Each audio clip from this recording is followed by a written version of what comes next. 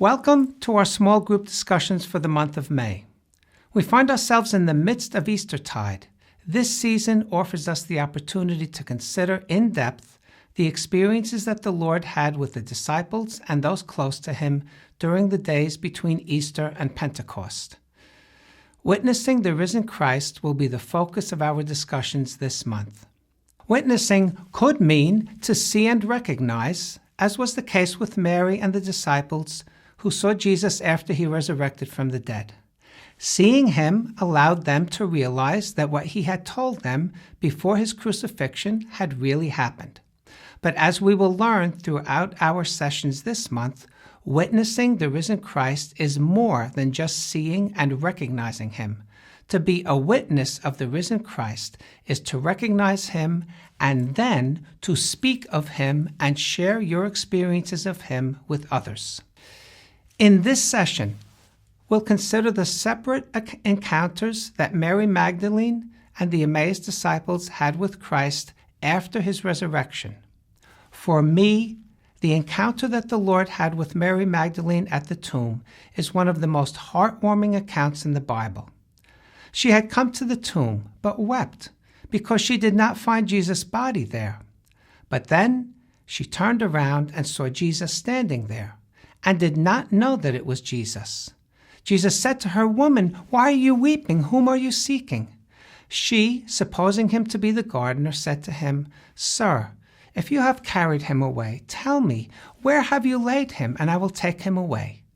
Jesus said to her, "Mary." Through the simple expression of her name, Mary's grief and confusion were transformed into profound joy because she recognized that it was the Lord. She did not recognize Jesus by his physical appearance, only when he said her name. In Luke 24, we can read about another encounter with the risen Christ, this time experienced by the two disciples who wandered off to Emmaus. They began their journey after Mary and the other women had returned from the tomb and shared their experiences with the disciples. For whatever reason, these disciples left Jerusalem and the fellowship of Christ's followers to travel to Emmaus, despite the wonderful news that the women had shared. While they walked, they discussed everything that had happened in connection with Jesus' crucifixion and that which the women had told them. Jesus appeared to them and walked with them. But like Mary, they did not recognize him by his physical appearance. He asked what they were talking about, which they shared. We can read Jesus' response in Luke 24. "O foolish ones, and slow of heart to believe in all that the prophets have spoken. Ought not the Christ to have suffered these things and to enter into his glory?" And beginning at Moses and all the prophets, he expounded to them in all the scriptures the things concerning himself. This was not a short discussion, and the disciples only recognized Jesus when he broke bread and blessed it for the evening meal.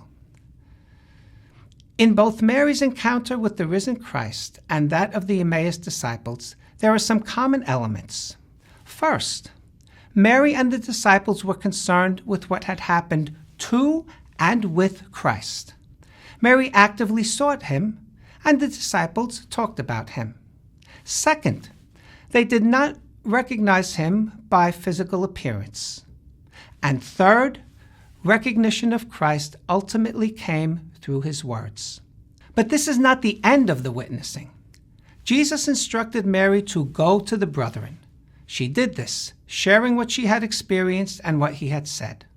The Emmaus disciples knew that they should have remained in Jerusalem.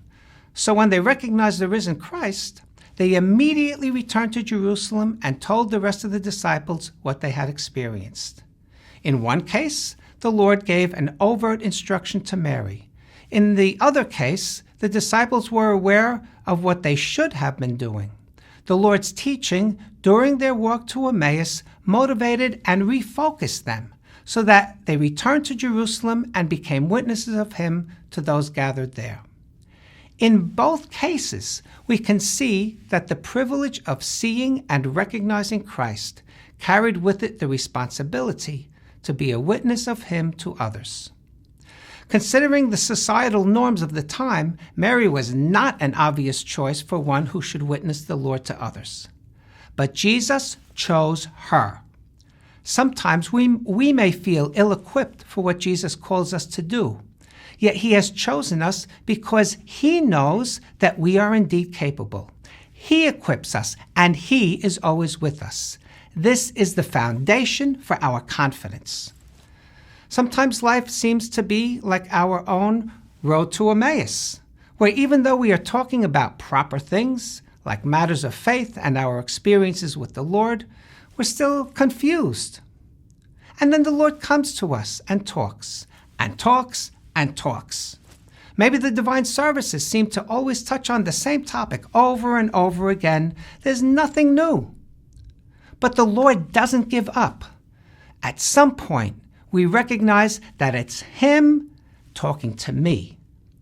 Then we are wise to realize that this recognition carries with it the responsibility to share Christ with others and to be his witness.